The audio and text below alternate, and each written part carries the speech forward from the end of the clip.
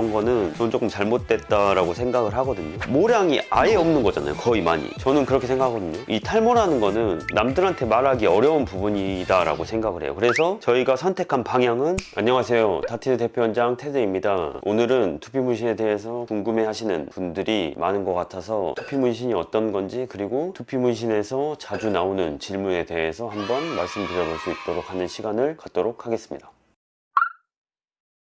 두피 문신은 미세한 점을 통해서 실제 모근의 단면을 표현하는 일종의 페이크 시술이라고 하는데요. 쉽게 말하면 잔머리 표현을 많이 늘려서 실제 모량을 많아 보이게끔 만드는 시술이다 라고 생각하시면 될 것 같습니다. 보통 이제 타투랑 다르다고 하는 부분은, 타투 같은 경우는 색칠을 통한 그림 형태로 다양한 색깔을 써서 미적인 부분을 표현하는 시술이다 라고 보시면 될 것 같고, 두피 문신은 두피에만 특화되어 있는, 그리고 실제 모량을 늘리는 시술의 형태다 라고 보시면 될 것 같아요. 보통은 시술의 형태를 보면 타투는 긁거나 뜯어내는 형태의 시술이고요, 두피 문신 같은 경우에는 미세한 바늘로 뜯어낸다 라기보다는 구멍을 뚫어서 구멍에 색소를 침착시키는 시술이다 라고 보시면 될 것 같습니다.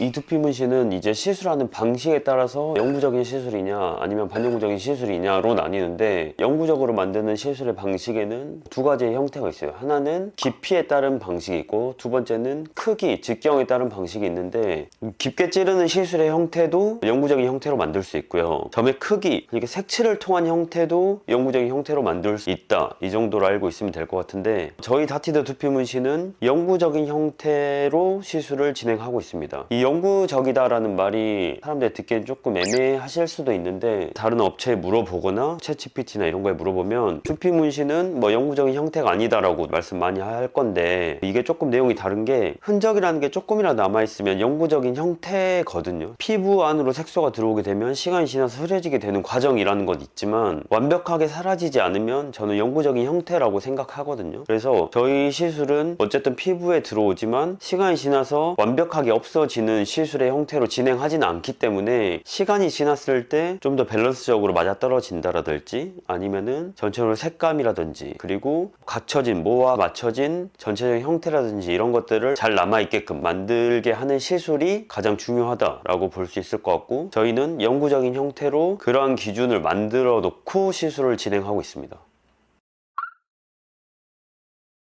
시술이 잘못되었을 때 복구라고 하는 방식도 세 가지 정도가 있는데요. 하나는 레이저로 빼고 시술하는 방식, 두 번째는 원래 가지고 있는 피부 톤에 맞추는 중화 방식, 그리고 세 번째는 톤이 너무 세게 들어가지 않았을 경우에 그걸 덮어서 입체감을 만들어서 하는 시술, 이렇게 세 가지 방식이 있는데, 이 세 가지 형태로 보통 복구를 진행을 하고 있고요. 웬만하면 첫 번째 레이저로 빼는 형태, 그리고 세 번째 덮어서 시술을 진행하는 방식으로 하고 있습니다. 근데 어떤 분야든지 다 똑같겠지만, 처음부터 깨끗한 상태에서 시술을 하는 것과 어느 정도 뭔가 형태가 있는 상태에서 시술을 하는 거는 당연히 퀄리티 차이가 있습니다. 사실 이게 일반인이 알아볼 정도는 아니다 라고 생각하거든요. SMP 하시는 분들은 당연히 기술력으로도 보는 눈 자체도 일반인들보다는 훨씬 더 좋기 때문에, SMP를 하는 기술자들이 보는 시선과 일반인들이 보는 시선은 다르지만, 일반인들은 조금 알아차리기 힘들다? 보통 이제 제거라는 게, 문신을 제거하는 병원에 가셔서 레이저로 제거를 할 수 있거든요. 요즘에는 문신만 전문적으로 지우는 병원들도 꽤 많고요. 그리고 잘하시는 병원 원장님들도 많으셔서, 잘못된 두피 문신은 문신을 레이저로 지우는 병원에 가셔서 지우고 방문하시면 됩니다.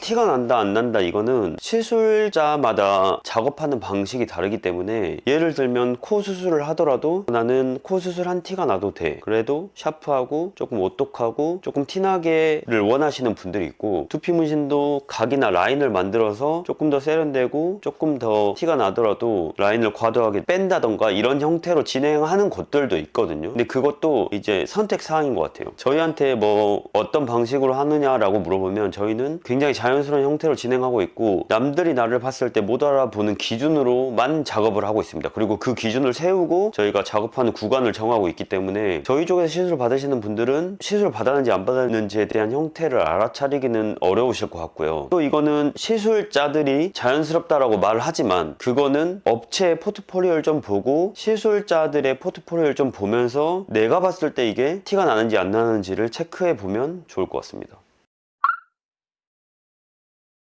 두피 문신을 받고 싶은데 못 받는 경우는, 사실 면적 자체가 넓게 탈모가 진행이 됐을 경우는 조금 애매한 부분이 있고요. 이거는 남성들 같은 경우에는 삭발의 형태로 진행을 하면 되는데, 나는 삭발은 절대 하고 싶지 않다, 근데 전두부 정수리가 너무 많이 비어 보이는 경우는 두피 문신을 했을 때도 어느 정도 티가 날 수 있기 때문에 조금 애매한 부분이 있고요. 그리고 두 번째는 내가 라인을 내리고 싶은데 원래 가지고 있는 내 라인이 너무 많이 올라갔을 경우에는 라인을 많이 내리는 형태의 시술은 많이 티가 나기 때문에 적합하지 않다 정도로 알고 계시면 될 것 같아요.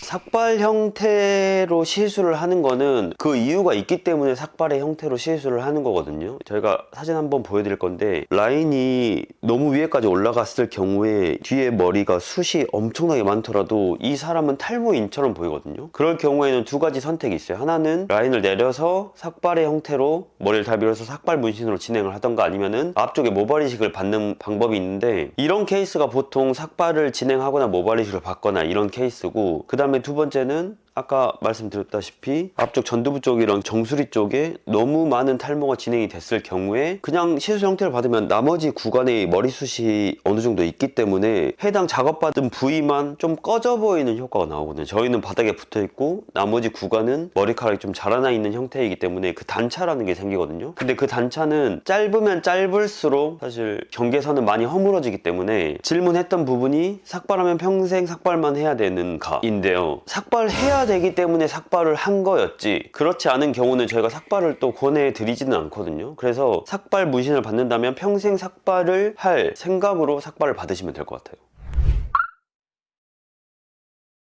통증 같은 경우는 저희가 어쨌든 시술 자체를 진피층에 시술을 하는데요, 이 진피층에 하는 시술 자체가 통증이 없지는 않습니다. 그래서 두피 문신 시술 받으면은 뭐 하나도 안 아프다 이런 거는 저는 조금 잘못됐다라고 생각을 하거든요. 왜 아픈 층에 시술하냐라고 하면, 우리가 낼 수 있는 가장 퀄리티 좋은 시술의 형태는 진피층에 시술하는 게 가장 좋은 퀄리티를 낼 수 있는 시술이라서 저희가 그쪽 층에다 시술을 하는 건데, 그렇게 되면은 어느 정도 통증은 있습니다. 민감도는 어느 정도 있기 때문에 아예 아프지 않다라고는 말씀을 못 드리고, 조금 통증은 있지만 그냥 참을 만한 정도, 내가 너무 아파서 못 참겠다 할 정도면 그 회차의 시술은 끝난다라고 보시면 될 것 같아요.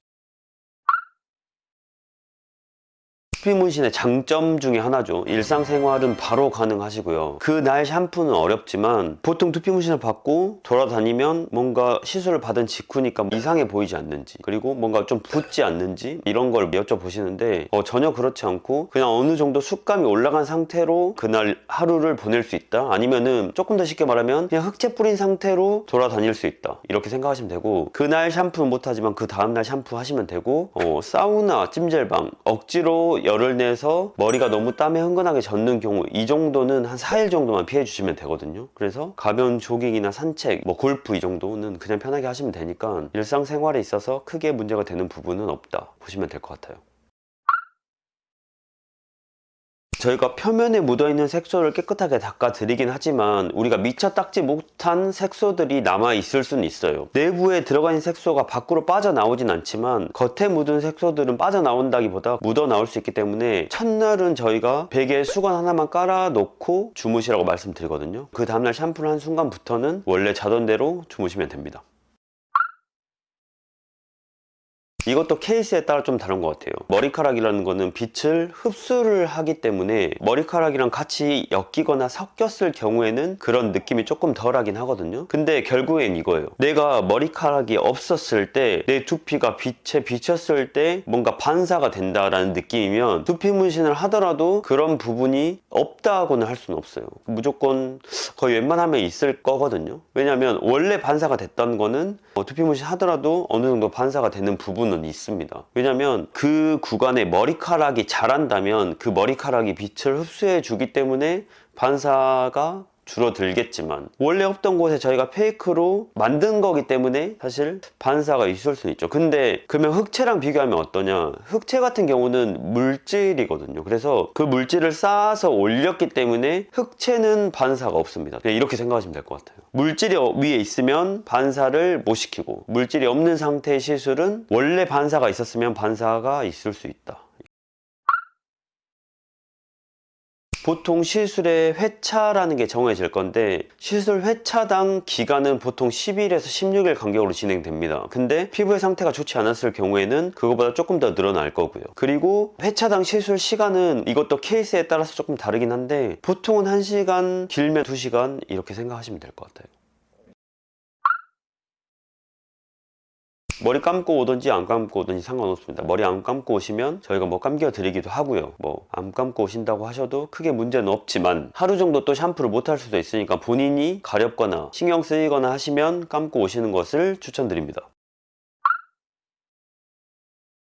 음주 흡연은 보통 이제 염증 반응 때문에 저희가 보통 하지 말라고 말씀드리거든요. 그래서 보통 시술자의 입장에서 시술에 방해되는 요소가 1%라도 있으면 하지 말라고 말씀드리는데, 당연히 술을 먹게 되면 민감도는 올라올 거고, 혹시나 저희가 시술을 잘못하게 됐을 경우에 염증 반응이 일어날 수도 있죠. 뭐 담배도 마찬가지고요. 근데 저희는 실수라는 거를 단 한 개도 안 하기 때문에 저희는 보통 크기가 문제 없다고 말씀드리긴 하지만, 제가 시술자 입장으로서 1%라도 문제가 되는 부분은 하지 말라고 말씀드리는 게 저한테도 유리하겠죠. 사실 그렇습니다. 가격은 저희가 싸진 않습니다. 솔직히 말씀드리면 구간에 따라서 조금 달라지기도 하겠지만, 정수리 기준으로 싸면은 100 중후반대도 나오지만 비싸면 200 중후반 이렇게도 나오거든요. 근데 당연히 가격은 궁금하겠지만, 저희한테 방문 주시는 분들은 시술의 퀄리티만 생각하신다면 사실 이거는 뭐 가격적인 부분이라는 게 저희 프라이드이기도 하고요. 그리고 그동안 쌓아왔던 데이터나 임상이나 그동안 만들었던 수많은 사람들을 제 스스로 대변하는 것이라고 생각하거든요. 그래서 제가 하는 시술이 시술을 받으시는 분들의 자부심이 됐으면 좋겠습니다. 나는 비싼 시술을 받았고 그거에 따라서 합당하게 좋은 퀄리티를 냈고 그거에 따라서 내 미래가 결정됐다라고 생각하시면 제 생각에는 비싸지 않다라고 생각합니다. 당연히 부작용이에요. 이 두피 문신 시술은 사실 장점밖에 없는 시술이거든요. 근데 좀 웃긴 내용이죠. 손님들이 찾아오셨는데 받고는 싶은데 이 시술을 받으면 뭔가 문제가 되지 않을지, 부작용이 있지 않을지에 대한 걱정을 하시거든요. 근데 그러면 안 찾아오셨어야 됐거든요. 어떻게 보면은. 근데 내가 필요는 하지만 뭔가 문제가 될 것 같아서 그게 조금 두렵다라고 생각하시는 분들이 많은데, 걱정하지 마시고 그냥 방문해 주세요. 저희 같은 경우는 부작용이나 컴플레인 사례가 없고, 불만족스럽거나 부작용이 있을 시에는 저희가 그냥 전액 환불해 드릴 거니까 크게 걱정하지 마시고 그냥 방문해 주시고, 이거는 제가 지금까지 쌓아왔던 데이터고 경험이고 자신감입니다. 그러니까 그냥 편하게 오시면 되고, 또 두 번째는 사실 금전적인 문제죠. 근데 저는 싸고 좋은 데는 없다고 생각하거든요. 그리고 시술 받으시는 분들의 삶을 결정하는 문제다라고 생각하고 저희는 시술을 하고 있어요. 그렇기 때문에 제가 가지고 있는 모든 방법을 동원해서 만족시켜 드릴 거고, 그거에 따른 합당한 금액을 제시하고 있는데, 손님분들은 또 아니다라고 생각하실 수도 있겠죠. 근데 한번 설명 들어보시고 금액 들어보시고 내가 합당하다라고 하시면 시술 받으시고, 그게 아니다라고 하시면 좀 더 고민해 보시고 나한테 맞는 다른 업체를 찾아가 보셔서 내가 가지고 있는 문제를 해결하는 것도 개인의 선택이기 때문에 뭐든 좋습니다. 그냥 케이스에 따른 것 같아요. 모발 이식을 해야 되는 케이스면 모발 이식을 하는 게 맞고, 두피 문신을 해야 되는 케이스면 두피 문신을 해야 되는 게 맞는 것 같은데, 그 기준을 조금 말씀드리면, 헤어라인이 너무 올라가 있는 경우에는 두피 문신보다는 모발 이식이 조금 더 나은 것 같고, 근데 모발 이식을 했는데 숱감이 조금 떨어지거나 부족해. 그러면 거기에는 두피 문신을 하는 게 맞고, 정수리나 전두부 쪽에 모량이 조금 부족하다. 그러면 두피 문신이 맞는데 너무 횡하게 없는 수준이다. 그러면은 모발 이식을 고려해보는 것도 나쁘지 않은데, 그거는 모발 이식으로는 충분치 않을 거니까 모발 이식이랑 두피 문신이랑 같이 진행하는 게 맞다. 제가 봤을 때 이게 시스템이 비슷한 게 라인이 너무 많이 올라가 있으면 모량이 아예 없는 거잖아요. 거의 많이. 모량이 거의 없는 경우에는 일단 모발 이식을 하는 게 맞고, 그 부분을 채우려면 모발 이식으로는 부족하니까 모발 이식 플러스 두피 문신 하는 게 좋은 것 같고, 그다음에 모량이 어느 정도 있는 상태에서 숱이 떨어지는 정도면 두피 문신을 하는 게 맞고, 딱 쉽게 생각하면 그런 것 같아요. 아예 없으면 모발 이식, 어느 정도 있으면 두피 문신. 근데 추천드릴 거는 아예 없으면 모발 이식 플러스 두피 문신, 그리고 이제까지 내가 약을 안 먹었으면 약 먹고 모발 이식하고 두피 문신하고. 근데 정수리 전두부 쪽에 두피 문신도 싫고 모발 이식도 싫다, 어느 정도 숙감이 있다, 근데 내가 이제까지 약을 안 먹었다, 그럼 약부터 먼저 먹어보는 걸 추천. 탈모약이랑 병행하면 너무 좋아요. 모든 탈모의 치료는 약을 먹는 것부터 시작이기 때문에 약은 무조건 드셔야 됩니다. 그거를 먹으면서 난 탈모를 치료해야겠다 라고 논하는 게 맞습니다. 우리가 하는 시술은 물이기 때문에 모공을 막거나 하진 않아요. 근데 흑채는 미세물질, 가루기 때문에 모공을 막을 수는 있죠. 이게 물질이냐 물질이 아니냐 이렇게 나누면 됩니다. 우리는 모공을 막는 시술이 아니기 때문에 내가 머리카락이 자라나는 거에 대해서 방해를 전혀 하지 않습니다. 이거는 내 생각이랑은 전혀 상관없는 질문 내용. 왜냐면 개인마다 다를 거니까. 나는 두피 문신을 받았다라는 게 내가 탈모에서 받았다라는 거에 대한 스트레스를 받을 수 있기 때문에, 그리고 난 탈모를 남들한테 말하는 거에 대해서 너무 부끄럽기 때문에, 말하기 싫은 사람은 두피 문신 잘 받으면 두피 문신 한 티 안 나거든요. 그래서 그러면 굳이 내가 탈모했다는 거를 사람들한테 말할 필요가 있나? 저는 그렇게 생각하거든요. 이 탈모라는 거는 남들한테 말하기 어려운 부분이다 라고 생각을 해요. 그래서 저희가 선택한 방향은 두피 문신은 무조건 자연스럽게 남들이 봤을 때 티가 나지 않는 방향으로 시술해야 된다라고 생각을 하고, 저는 그 방향성을 바탕으로 지금까지 시술을 해왔고 그거를 발전시켜 왔던 거고, 업체마다 대표마다 방향성이나 지향점이 좀 다를 수는 있겠지만 저희가 지향하는 방향은 이렇습니다. 근데 또 이건 있어요. 손님들 중에서도 내가 봤을 때 내가 문제가 있으면 이게 스트레스가 되는 부분이고, 근데 그 스트레스가 해소되면은 말씀을 주변에 하시는 분들이 있어요.